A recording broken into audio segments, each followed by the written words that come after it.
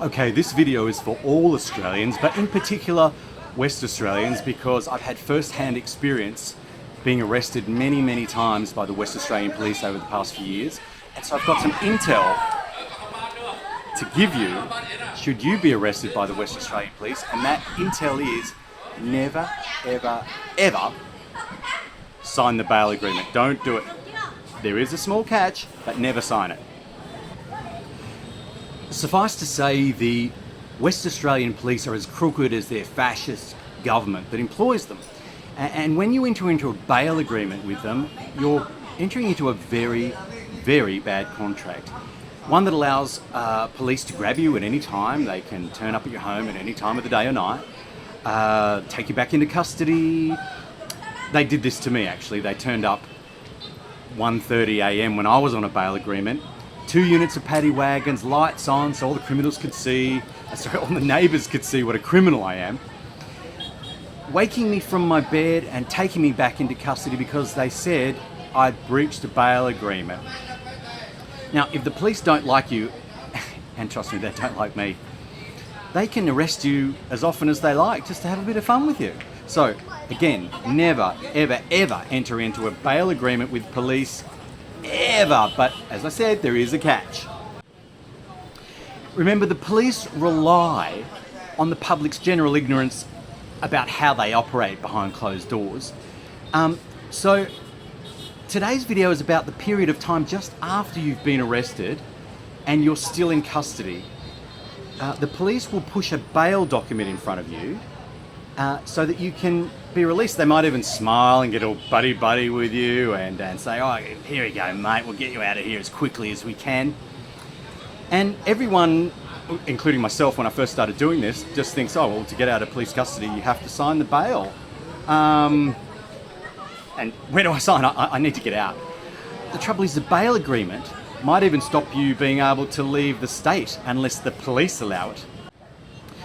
And this is where you've got to use your common sense. If the police are willing to let you back into the community by just signing a document, then you must not be a threat to anyone, really. So in effect, the bail document is illegitimate and a fraud. And police are just hoping they can trick you into thinking that it's standard procedure. But this is where it gets interesting. So when you refuse to sign this fraudulent bail contract document, the police will probably get very offended and may even carry on about how silly you are. And they'll say things like, you don't want to spend the night in prison, do you? Just sign it and get out of here. And I'll be honest, after you've been sitting on a cold steel bench in a pissy smelling charge dock for a few hours, you pretty much do anything to get out. And just make sure that you don't sign the bail document, because when you do, you become the police's bitch. As I said at the beginning of this video, there is a catch. When you refuse bail, the police will keep you in custody for as long as they possibly can, maybe even overnight, before putting you in front of a magistrate the next day. So you've possibly spent the night in custody, and that's the catch.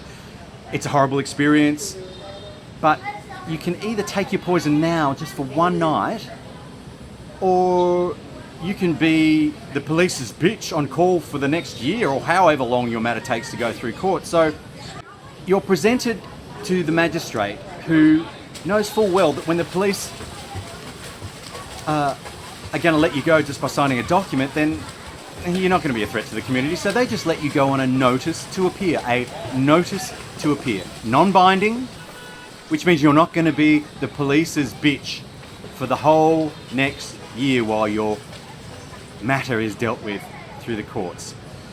And I know this because my last 9 arrests, each time the magistrate has let me go on a notice to appear. Every single time. Don't ever enter into a bail agreement with police. Never, ever. Catch you next time.